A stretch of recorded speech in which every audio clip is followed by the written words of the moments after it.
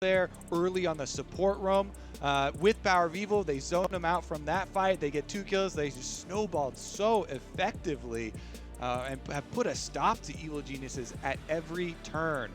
The drafts have also been extremely good from FlyQuest. You know, the Swain early we mentioned multiple times, but even the Gragas, you know, as another angle coming in, another surprise, a little bit of a pick there, not really respected by EG, and they get punished for it.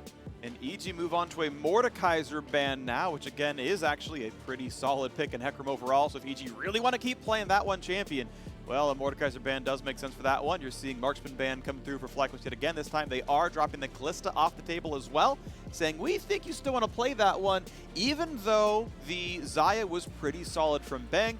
And we get the instant set pickup. This time Evil Geniuses still highly prizing. And this champ select looks a whole lot like Game 2's.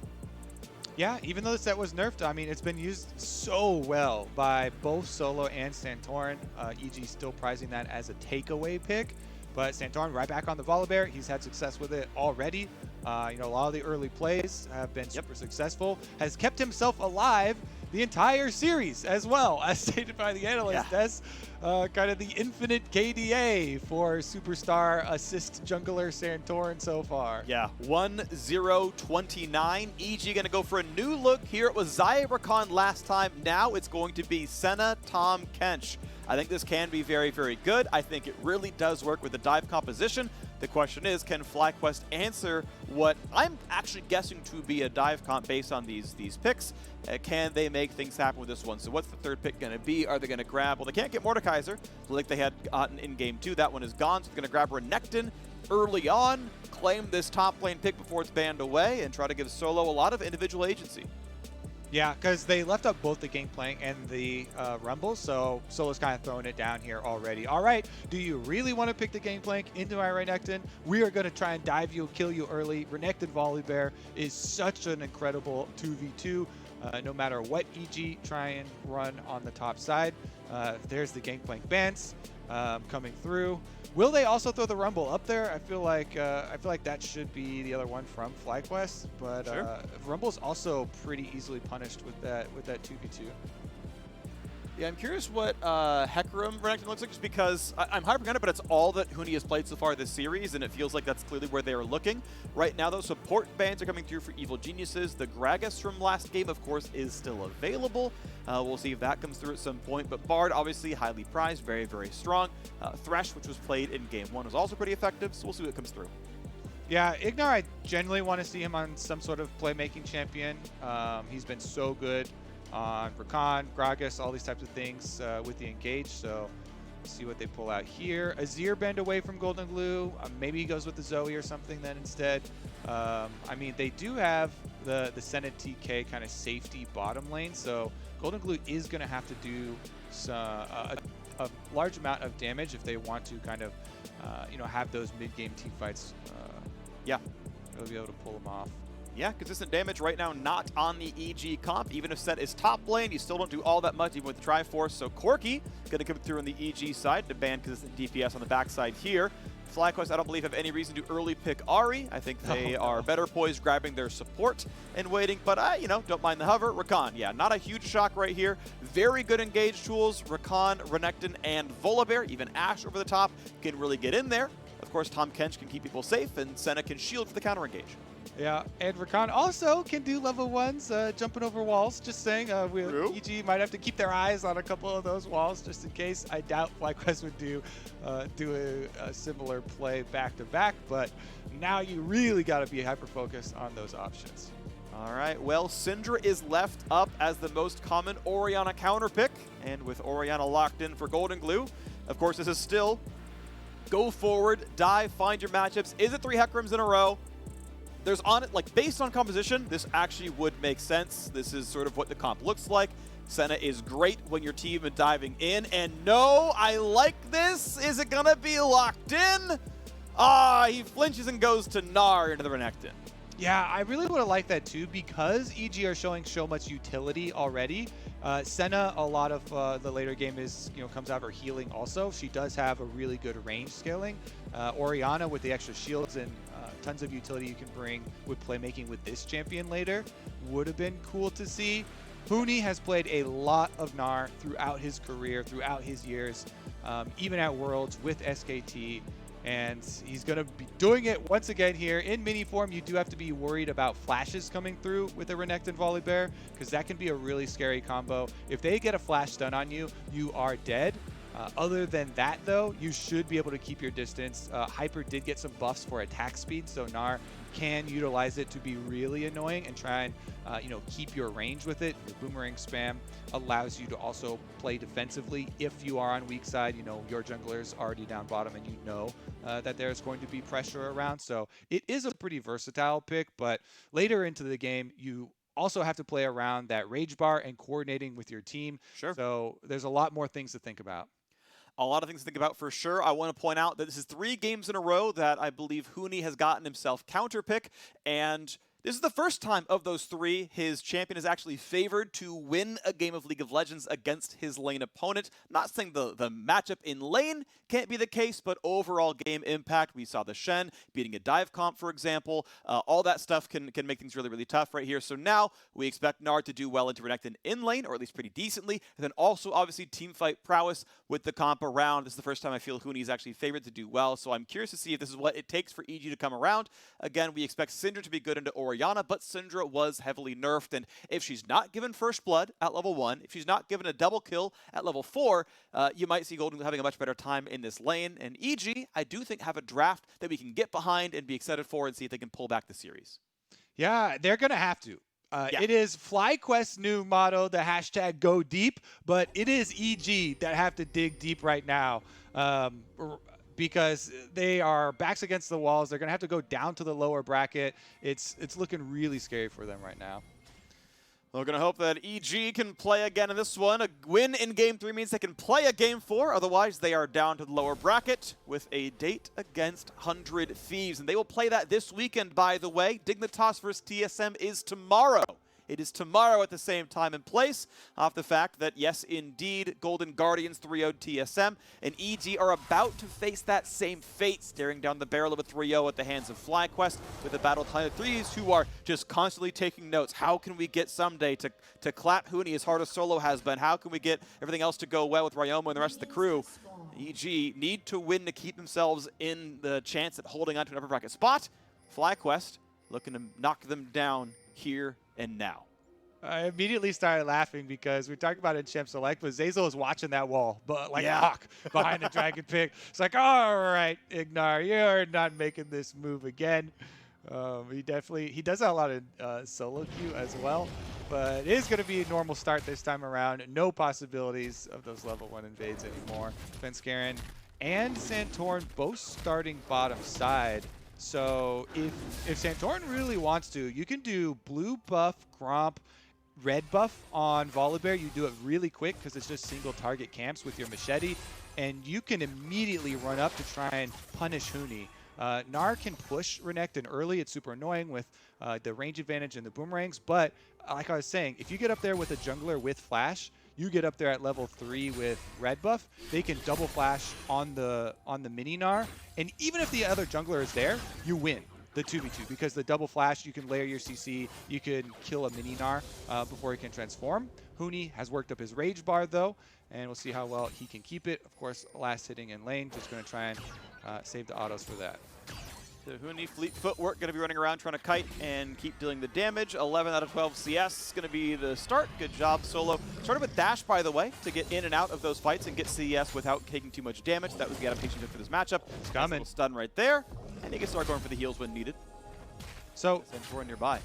They saw Huni walk down to the Tribush. If Santorin really wanted to pull that gank off, then he could have run the long route through the river. But it made me think that they didn't actually want to go for the gank. His whole purpose there was to kill the ward. They knew the ward was there. He just went to efficiently sweep it. And look what it's causing. It's causing some extra time. Svenskeren kind of hovers up there waiting for it. Now, possible fight over the bottom crab. Mid lane, more push for Golden Glue. So looks like it should be advantage Svenskeren in the crab fight. Yeah, gets the ward knocked down as well, so Svenskeren is there. Golden Glue, as you mentioned, gets the push. So goodbye, Santorin. Get away from this one as they both kill the ward.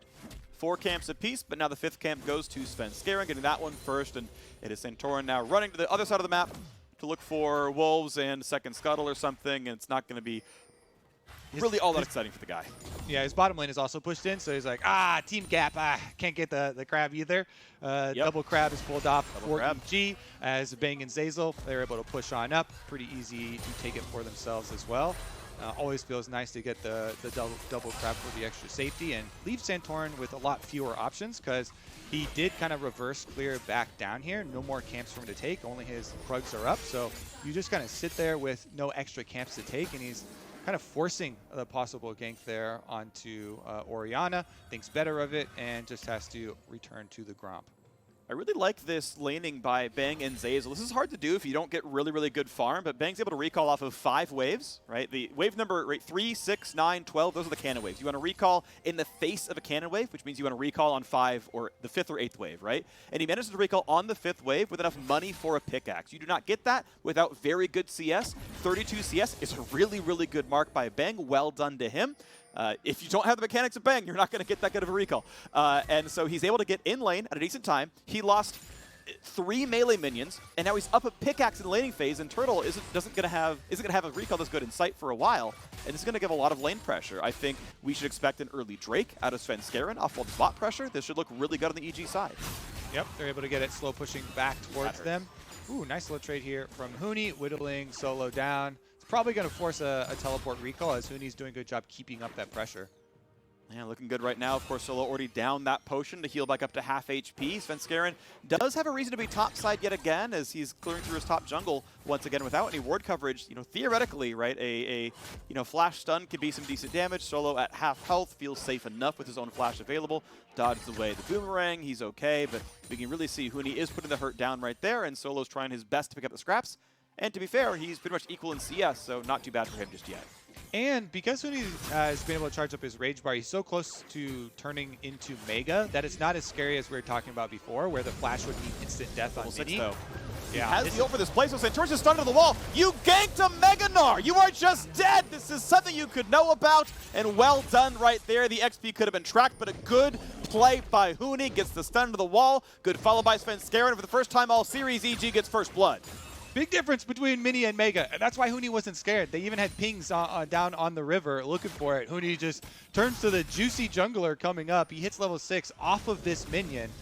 He's able to get that last melee kill. Immediately turns for the kill onto the level 4 jungler. So nice here for EG because they had really been getting destroyed in this series. Now they've got a nice early game to work off of. Alrighty, so Svenskeren going to feel a bit more comfortable off the fact that he's got these same boots that his opposing champion has in Santorin. Slightly better recall, at least more gold in the pockets right now. When Huni finally takes his recall, he'll have 400 more gold than his opponent. And there we go, 640 into the game. Bot lane under turret constantly. Turtle, thankfully for himself, has teleport to get back because, look, he's going to recall, he's going to try to recall, and the wave is in front of his turret. And it doesn't get better. It doesn't get better until he finally recalls and gets items. EG going to get the very easy Drake. They are winning in top lane. They are winning in bottom lane. This is looking really good right now for Evil Geniuses in Game 3. And I do like that Golden Glue is going with the more scaling Orianna option, where you start the tier early, heading towards the Seraphs. It does have a little bit weaker of a mid game than your other mana options, but I just love Seraph so much with the transform, especially with Orianna having the extra shield for yourself later. Lets you use your ball and your positioning so much more offensively. Yeah, and that's going to be fun, especially if you can stay alive and get those shields and everything else. Going to feel comfortable there. Power of Evil just doing well in the farm game. PoE is winning lane, and that is a pretty much uninterrupted mid lane. This has been straight 1v1, and PoE getting the better of it to the tune of 10 CS at under 8 minutes. First recalls come through, first TPs come through as Solo gets Ninja Tabby and double longsword, so able to withstand a lot more of the damage. And Huni, he's like, well, I'm going to recall anyway. Let's just burn the Meganar ulti. Who cares? Knocking down some minions. I'm going to come back and grab my items too. Yeah, it should just be answered pretty quickly too with the teleport. Solo's fast pushing in on that wave to try and force it. Did you see if that was a? Yeah, there's the teleport. Okay. Yeah, so there's like no way. Yeah, so there's going to be just small desync here for FlyQuest in their favor for Solo, but not going to be a very big deal. Support roam timing. Okay, here we go, up at the top side. This is 8.5 minutes in, a bit, normal for Rift Herald spawn as they are doing battle back and forth. Zayzal knocked in the air, but not a lot of CC to be had, really, not a lot of damage to come through. And it's going to be safety as, well, it's going to be Blue handed over, no problem to Golden Glue, as Zayzal just sits there and gains XP in the mid lane. And again, this is the 8-minute Rift Herald timing here that they are going to try and force. I think what we're next on with a fully stacked Rage Bar feels pretty good about this fight. Huni's trying to work up the possible transformation for himself, and you can kind of hold his Rage Bar right over Mega until they get the clear on these wards to actually start up the fight. All right. Well, 700 gold lead right now. Evil Geniuses just a little bit more gold than they get just from the first blood itself. That was 600 of that difference. And Sven Skaren still feeling comfortable on the side of the map. Easy push top side for Huni. Of course, components of Cleaver. Way better recall than Solo had. Thank you, First Blood, for that one. Going to feel real comfortable. Going to walk down. Going to grab that Herald. And honestly, there honestly should be a fair bit of pressure in the top side. This feels like the most clear-cut matchup advantage.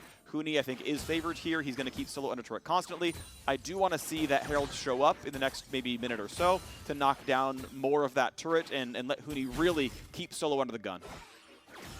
Yeah, if you can accelerate the split pushing options by taking down a lot of these turret plates, opening up the entire lane with a Rift Herald to execute it, that would be huge. But look at this bottom side, because there was not going to be an answer from FlyQuest on the Rift Herald. Santorin was already headed down to the bottom side, so they weren't going to contest it, threatening the possible dive with a level 6 ultimate from Volibear. He ends up waiting down there for a super long time, all the way through the Rift Herald, through the reset, and now with Zayzal returning with Bang, it's just, there's too much safety with Tahm Kench, and they end up not getting anything out of that waiting time. And just look at the CS discrepancy that's opened up in the jungle. A lot of this waiting for Santorin is hurting. Level 6 now to level 7. Decent amount head there for Sven Skaren. Yeah, nice stuff right there. Gotta say, props to Solo for growing an 6 CS lead in the bottom lane off of even after getting first blooded, or at least his jungle getting first blooded, and making that difficult. But here we go. There is the Herald summon. There is plate number 2 taking decent damage, and if they play aggressively enough for it, they can knock that plate before the charge. Even if they don't, it's still going to be Herald charge for another 160 gold apiece. Sadly for him, the minion wave is right there, so this is really awkward. They are at least going to knock down the Krugs. The Herald's not turning around, but Santorin's coming around, and they might miss the charge because of the timing of the minion wave. There's another attack coming in. They might miss the turret damage, and they do. That is such a heartbreak for EG, and an arrow to make it worse. This could be turning around rapidly. Ult over the top for Bang, but is it going to be enough? Sven Skaren's going to die. That is a heartbreak. EG should have gotten a turret plate. Instead, they get killed. Shockwave not going to be enough damage. FlyQuest, they keep getting away with it. That is ridiculous, Freak. The only thing you have to worry about is minion placement. Ignar now is going to run for his life as well. Zayzal, another tongue lash. It's damage. I don't think you get the kill, but it's a lot of damage right there. He has the Tahm Kench behind in case it's going to go badly. It's going to force a recall out. That sucks. That was 300 gold they could have earned. In the day, it's not going to be the case. Well played by Santorin and Solo to knock that one down. Great arrow by Wild Turtle. The better global marksman ult. And now we go back to the game state. It is a gold lead for EG, but the win just got let out of their sails. I guess we need to go over this again. Actually put out a video earlier on, but your minions, the minions are the only thing that is going to put a stop to that Rift Herald, and you can just watch your minions spawning and where they're walking down your minion wave, down your lane, to know where your opponents are. Even if you don't have vision in the opponent lane, the minions are mirrored because they both spawn from the Nexus at the exact same time, and they walk the same speeds this early into this game. So it's pretty easy to work around the positioning of your own minions to know where they are. And Rift Herald getting stopped on that wave was so big. Yeah, really, really big stuff. So, still gotta say, EG, 1-0 and Drake's up in gold. And I still like their comp a decent amount for late game as well. So, despite the heartbreaks there, I still want to reframe the conversation as EG doing better than they have in most of the games this series. They got the first blood. They've been making good plays. Again, I like Huni's matchup. He's back in the lane with Digitabby and a Black Cleaver. He's going to have that right now. Ruin King, of course, not done for Solo, so this Gnar can start doing a lot of work. But Solo is up 20 CS. Like, Solo's actually laning it very well, despite, you know, a slightly awkward matchup. He's doing a great job up there in that lane, and we'll see what can happen next. And he's going Blade of the Ruin King. I love seeing Renekton's go Blade of the Ruin King early. I know in LPL, a lot of them do go Black Cleaver as well super early on. There are definitely some that do Blade of the Ruin King, but it is just so scary once you get first item, Blade of the Ruin King completed with him, fully stacked Rage W. This is just another look at them popping the Rift Trail. They get the eye hit, then Turtle, as you mentioned. Ash Arrow from the Fountain, just right on target as well, and they fully burst down Svenskeren. No Haymaker. Huni goes over. Power of Evil does have to flash, but you know, no counter kill or anything comes through from EG, and their objective nullified. All right, FlyQuest now the ones looking at this Drake. They're not stacking them too fast on either side, but Drake number 2 is on the map at 14 minutes, and FlyQuest taking this one with Santorin soloing it. Looks like no one's going to be really answering that one. Senna walking back to lane, and Turtle already has it under the turret, so looks like that'll be a easy 1v0 kill, and FlyQuest will tie the Drake score here. 300 gold lead still holding for Evil Geniuses, but now that the Drakes are tied, it's, you know, not as big of a lead as you may have expected from earlier on. Turret plates have dropped, and I believe the second turret plate was already taken by Huni in the top side, so a bit more gold earned. And now looking at even more turret damage as Svenskeren is there. TP coming in for Solo. Now Mega Gnar is going to have ulti for that one, but they don't want to go for the play. Instead, they're going to spot Ignar. That is a charm. That is a double knockup here as well. It's 3 up on the top side. Hello to Power of Evil. And that's going to be, yep, kills over the board. 2 more picked up. FlyQuest continue to be the better team. Meanwhile, bot lane turret's gone. Turtle is slowed, though. He's in danger. He's going to be rooted up as well. Here comes Golden Glue. They're going to have the damage, just barely. Bang picks that one up. Turtle is back in the graveyard.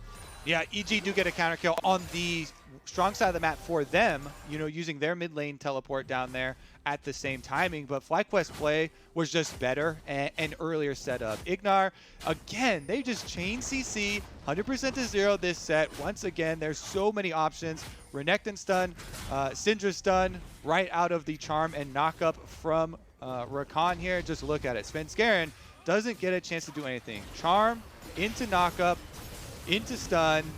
You see the bar charging up. Whenever you see that grip bar fully charged up, you're like, oh, is there going to be any sort of turnaround? Senna ultimate comes through. There could be a shield to turn around or something that happens, but no, they get bursted down. Then we see Wild Turtle. They do get caught up there with the slow. So Wild Turtle, you got to leave him. And Santorin immediately calls it off. Good luck, buddy, in the 1v3 piece. Yeah, can't hit it, though. They got the turret down there, so still well done to him. Turtle, of course, you can see his farm lead about +10. He's got the assist from the cross-map play, which is really nice. And hey, with the turret kill, it is FlyQuest up in gold, only team with a turret, and they're up a kill, so well done to that squad. Farm leads in most roles at this point. And now EG playing around the top side yet again. The Herald is up. We'll see if they get anything for that. Otherwise, FlyQuest shoving in the mid lane first. Golden Glue doing his best to wave clear. Archangel's done. Merc Tread's coming in because you're against Syndra and Ashe. Makes total sense to buy that item. And Herald's going to reset one time. All right, FlyQuest moving in with the extra gold spent too. Plenty of control wards down. It's so scary right now if you're looking at even possibly contesting for EG, so they just don't. They are already sending Bang down bottom side. FlyQuest, another objective picked up here. They really do have a lot to wait on here. You know, Seraph's not transformed yet for Golden Glue. Trying to fight themselves out of a deficit. Instead of contesting, just try and trade stuff on the other side of the map. Let's see what they can trade, though, because right now, FlyQuest are taking everything that they would want. You've got no one answering bot lane farm right now, no Drake to pick up, and we'll say at least the Herald is theirs. And on the FlyQuest side, I should say, it'll be Turtle running back down to catch that wave that Bang is pushing in. Let's see what the next play is going to be. Drake spawning in 2 minutes, Baron just after that one, although 20-minute Baron doesn't seem likely for either of these compositions. Top lane again, Solo and Huni doing damage to one another. Blade of the Ruin King is completed. Solo has plenty of damage as a result. FlyQuest playing defensive a bit now. Svenskeren wants in, looks for the stun, not going to find either one, but the root means the dunk means the damage means a big play on Power of Evil, and he's going to be shockwaved, and Golden Glue has found himself that kill. Ignar cannot just barely dodge away as Zazel shows up for the tongue lash, and EG have 2 kills on the board. They get the gold right back where it was before, and they're ready to push in the mid lane. Yep, they've got a minion wave to work with. Huge play now with 2 members of FlyQuest down. EG can break open this map. Their first turret of the game is mid turret. This is huge. You can lay behind wards now through the enemy jungle. There's a dragon coming up in just over 1 minute. Not only are they going to get that teamfight victory, plus the safety of the mid tower down, but they set themselves up for a dragon play. Beautiful deep vision now for them all through that blue side of the jungle. Beautiful stuff. Is this enough for EG to turn the series around? The answer is definitely maybe. I realized groundbreaking stuff here. Groundbreaking play-by-play analysis, by the way. Plat 1 Flex Q, by the way, I'm gaining elo right now, is there's a fight in the top side. Solo's going to keep his turret barely alive. Huni not quite going for the autos on it. He's respecting Solo, going for chip damage on the Renekton. It will finally drop, and Huni never attacked the turret. He got no gold for that turret kill. The 250 went nowhere, but it is still going to be the turret in the mid lane taking damage. Yeah, FlyQuest are like, oh, nice vision you got deep inside our blue side. But if they can make a power move on mid, they take down that mid turret. They're getting mirrored vision, and they get it through red quadrant of EG set up here. So FlyQuest will have positioning as well. Honestly, though, it was a really nice Orianna combo in the last setup from EG. Yep. So they're going to look for similar things. Svenskaren's ultimate for Set coming back up very quickly here. And if he can look for that positioning again, whoa, Ignar is super deep. He's looking for one of his classic Ignar flanks. Can he get to the backside? There are flashes on both carries about to be available. Golden Glues is just barely up. Plus he has the extra safety of the shield. Ignar going for the play, gets a knockup, burns the stopwatch. A stun on Zeyzal means absolutely nothing, and Ignar goes back to his team to stay alive. FlyQuest do not get much out of the engage, and that is several ult burned. Huni, by the way, ready to go Mega Gnar, has the ulti up, has flash as well. This is the power spike for EG, is a level 13 Mega Gnar, and that means it's time for FlyQuest to run away. They looked for the opportunity, they tried their hardest, it didn't matter. Zeyzal had a QSS as his first major item, and it meant there was no engage. So EG get Drake number 2, and definitely maybe can win this game. And attention is happening very shortly. It's going to be exciting, and we are into the game. It's going to be good stuff. The only downside is there's going to be different audio because, well, because of those behind-the-scene points. So enjoy no game audio. In about 4 minutes, we'll have game audio back, and it'll be fine. Zeyzal not going for the ult play into the bot lane. This is live, and Solo is forced to flash away to stay alive right here. Once again, the game state evil. Genius is up just a few hundred gold, but looking like they have a fair bit of pressure down here. Problem is, no one was yet answering Power of Evil, so the top lane turret's going to get hit hard. Exactly. They're going to get more gold right out of this turret. Teleport is ready for Power of Evil as well. And you already see the rotation from mid lane. So while they make evasive maneuvers on the bottom side, they get everybody out.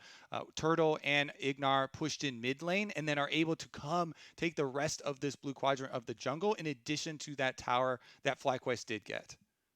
So look at this. FlyQuest right now up in gold right now. Down a Drake, but it's not the worst thing in the world as we look back at the game state and where everyone is going around these lanes. Bot lane going to be answered finally by Golden Glue, but is dropping some farm. Also a very defensive build. Banshee's Veil second item, about 100 MR and change in that build. Shouldn't be an easy target for PoE, but if they can poke off that Banshee's Veil, he is still killable by all the physical damage on the FlyQuest lineup. Yeah, he's probably worried about all the different forms of quick engage, Ash Arrows, Rakan coming through, stuff like that, long range Cinder Stuns even. Huni is going to use his ultimate just as his Rage Bar whiffs, but doesn't really matter. It was timing out anyway. Up on the top side is the more important part because they're setting up around vision around this Baron and trying to get the push back. Yeah, also double black cleaver right now on the EG lineup here. Obviously, I really like cooldown reduction stacking on Senna overall, but it means they are really trying to knock down the frontline armor so that the rest of the physical damage dealers can do well. Huni, of course, as we mentioned, yes, big advantage over against Solo's matchup is not easy at all for the Renekton. Frozen Mallet in for Huni means if Solo ever messes up, he just dies by getting run down by the slows. Huni back to Mega Gnar, wants to kite back a little bit as he doesn't know when the rest of the teammates are coming, but now the TP play. Ulti is up in about 2 seconds, finds a slow, but the ulti wasn't yet up to play when he was in melee range of Solo. He's about a second or two off, but still this could be a play. Svenskaren's going to run fast. He could dunk into the wall. He could at least find the first stun, and they're not going to go for anything more than that. No kill going to come through on a Solo. He will walk away safely, not even burning a flash. Definitely miscommunication there. Yeah, because the ult was used earlier at the tower.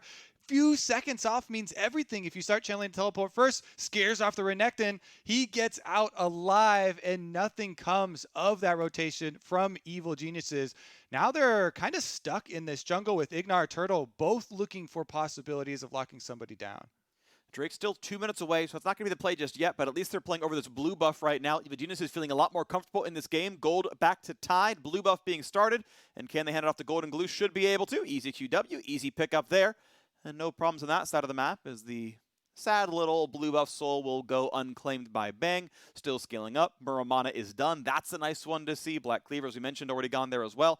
And Bang, one of the players who actually goes Berserker Greaves on the Senna. I am partial to the increased move speed of Swifties, but you do get some returns out of gaining more attack speed. Not a lot. Senna has very, very poor attack speed scaling, but you do feel it. It is a bit faster, and it is a small DPS increase. Yeah, I actually think Shakaris has a pretty good video recently that had a visual for the auto attack windups to get you a feel for it. Obviously, pro players really do like the feel with it since her auto attack windup is so long.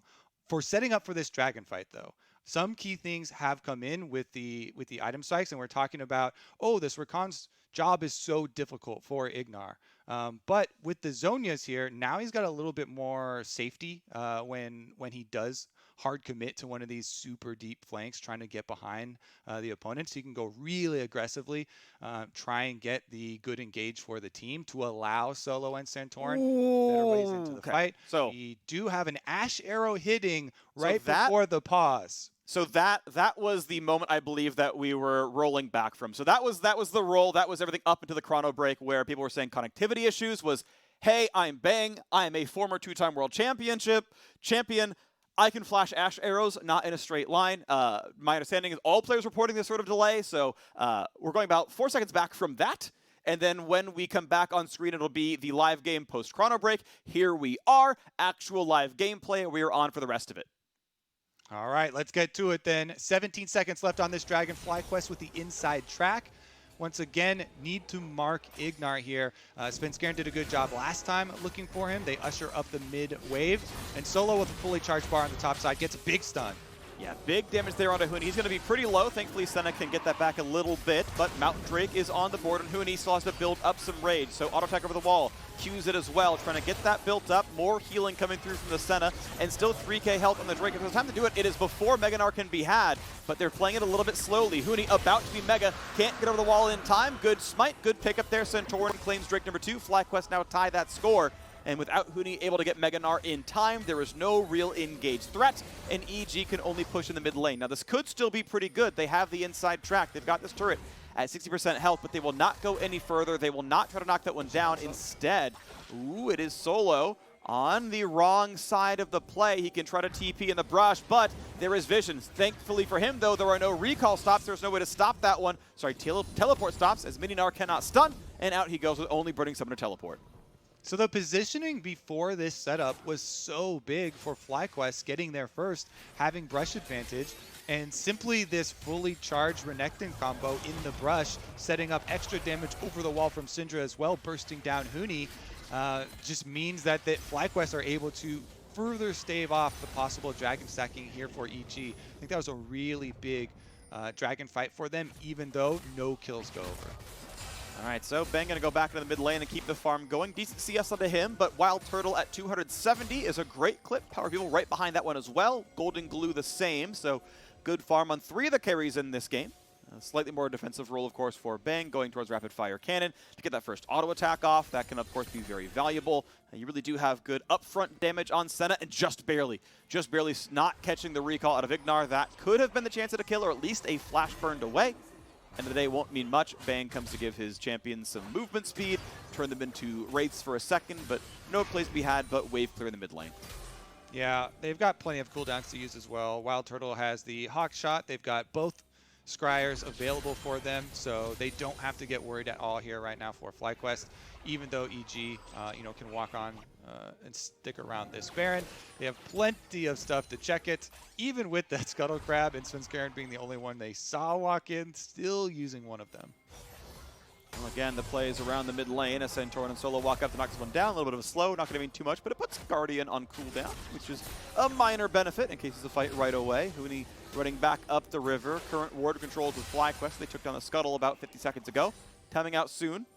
And mid lane is cleared back by Bang there as well, waiting for his recall. Doesn't have money for RFC, so not taking the recall just yet until he has that money. He's got enough mana he can play around the map. Obviously full health, no big deal for him. Stun is going to land. Decent damage out of Power of Evil. Still not going to stop anyone, though, and Bang is back to hitting minions. I feel like they should be having Huni split pushing right now, though. His teleport is up. He's got the Frozen Mallet build, so when you invest into that and you're slow, that's a lot more beneficial for your 1v1s in the side lane, chasing down the Renekton. You've got extra speed with your Hyper, with your Fleet Footwork, and since you have the slow from your Frozen Mallet, you can keep the Renekton at distance. So all that maneuvering here around mid, I think they should have got him pushing a little bit earlier. He is there now if you look at the side wave, so should be able to get it up, and it is a reset. They're buying their extra control wards so that their other 4-man group on the other part can actually pull pressure away from him and allow him to try and get that extra damage.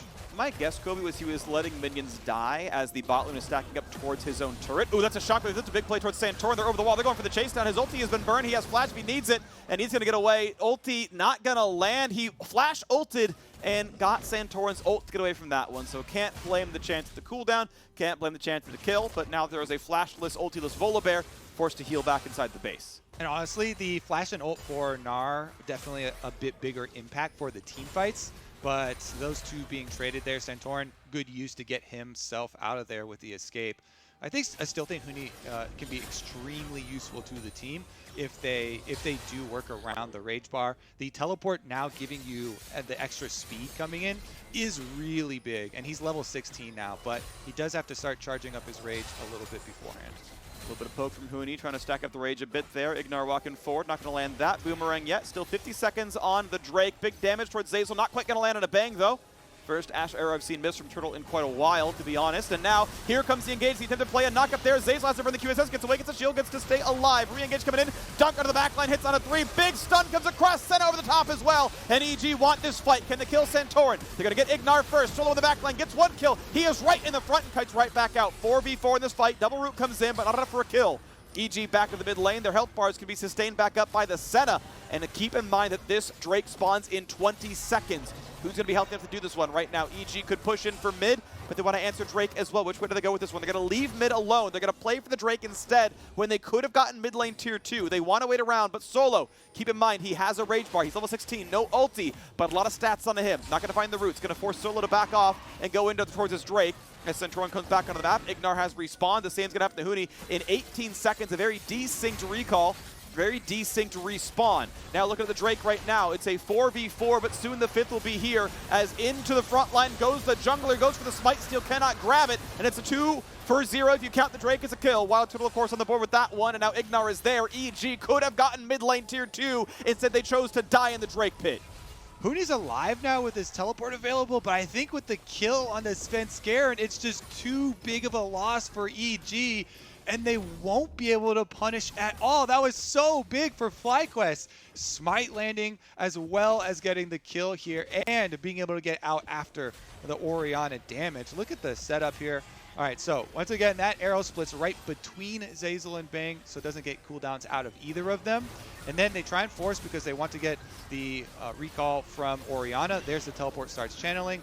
Ignar gets the lockdown onto Bang and Zeyzal, but there's no damage there to follow up. So no damage during the CC means it's a good counter-engage opportunity for Svenskeren. Dunks right into the middle, and they get the big punish onto Ignar first, but Solo's Renekton can burst down Huni in the exchange. Then we get our 4v4 standoff. MVP Syndra stun. Huni had Mega Gnar. He had ulti available with it, but keep in mind, no flash from the attempt on Santorin. Means he had to walk forward to find an ult. PoE stunned him, Flash W from Solo killed him off, and never did we see the Mega Gnar ultimate. Sterix Gage is in, but by the way, that shield does not pop on Mini Gnar. It is a melee-only shield. The chance to one-shot Mini Gnar still exists for this team. Death Dance done for Solo, and I need to see more out of Huni's Gnar. Yeah, so the Sterix, Huni has bought this for years on Gnar, and I know it's a super hot topic. As you said, doesn't work in Mini, which is where you really want it. If you get burst down like we saw in the last fight. Oh, Easy cleanse. Out goes Zeyzal. Huni is flanking, by the way, with 50% rage bar. I think EG need this one. They need to try for this one. Huni getting the rage bar up pretty quickly. He's going to find himself a stun, but he's still going to be alive. Redemption there as well. He is available for Mega. When can he go in? When can he hop in and take down FlyQuest? That was the makings of a 3-man stun if he could get the hop in, but nothing comes through. He burned it to run away from Renekton, so there's no engage, and Mega Gnar is timing out, and Huni unable to find anything with this pick. FlyQuest outplaying the Gnar bar every time. Back to Mini. Yeah, I think he was a bit worried about the distance to the rest of the team. He only had viable frontline targets, so a little bit scared there with the positioning of the rest of the team, and FlyQuest will take that opportunity. Baron started up. There is a teleport on Solo. Where's the deep wards? They're going to need vision. They don't know if they're in the brush. They don't know if they're in the pit. It's still losing a lot of health. They've got to finally find out with 6k health left. Now FlyQuest pulling the teleport. When does the play begin? Huni once again needs to rebuild the Gnar bar. Needs to find Solo for some decent damage, and that's going to look good for the Gnar side of this one. The 4v4 in front of the Baron pit is not great for FlyQuest. They're still taking damage. They're losing resistance. They're losing health. EG can feel good, but Bang is low on mana. He's got most of that resource gone right now. Has to be very smart about when he presses other buttons. Can attack mid lane, but cannot regen meaningful mana right now. Can't really Q the wave because he would be unable to cast any spells in the team fight. And at the end of the day, look at the game state we are in. A 1,000 gold lead for FlyQuest. They are 2 minutes away from Mountain Soul. And EG have been lacking damage in these fights. But now Huni's flash will be available for EG. It is a small window before Turtles becomes available, but that is the one that you want to punish. Huni should be looking for his flank, big flash ultimate, not just onto frontline targets, onto the Ashe. So if they're tracking that cooldown, they have a small window to try and go for it before Turtles' flash comes up.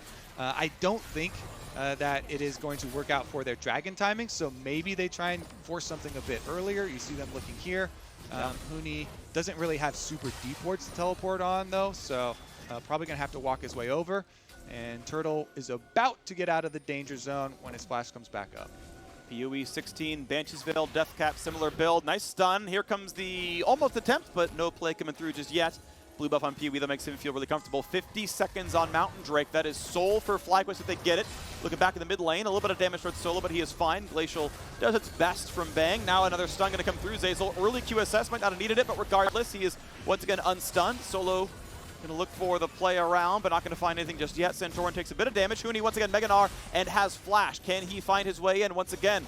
They've got about 5 seconds to make this play happen. Can they get in? Ignar getting a bit low. Huni, can he E-flash? Can he make this play? He is nearby. Could have jumped over the PoE ball, but not going to find the play. Back to Mini. Once again, waiting for that cooldown to come back. Waiting for the bar to refill. It'll be 30 seconds away, though. Drake spawning in 15, and EG control the bottom side of the map.